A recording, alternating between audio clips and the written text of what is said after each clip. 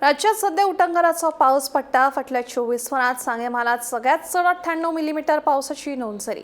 त्याच्या फाटोफाट दारबांदोड्यात 96.2, मडगाव 98.4, केप्या 85 आणि वाळपय 82 मिलीमीटर पावसाची नोंद झाली।